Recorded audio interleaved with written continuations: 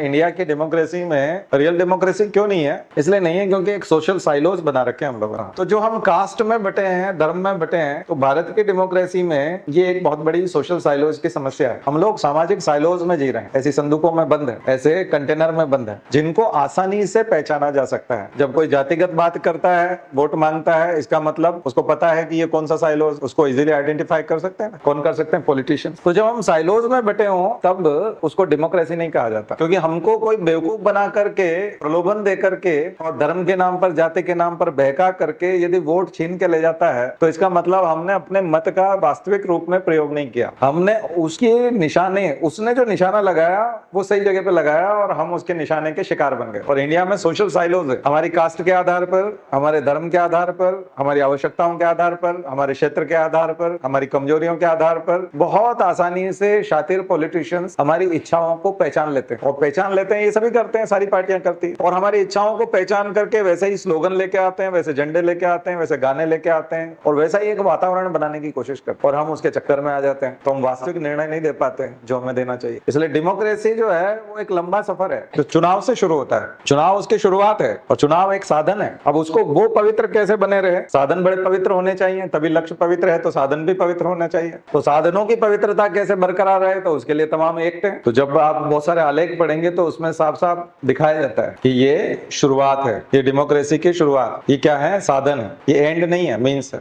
लक्ष्य नहीं है। तो आप केवल वोटर हैं उस समय में, आप नागरिक नहीं। नागरिक रोज उपयोग करता है, उस चीज का उपयोग रोज करता है। इसलिए जो अब्राहम लिंकन ने कहा था कि by the people, of the people और फॉर द पीपल,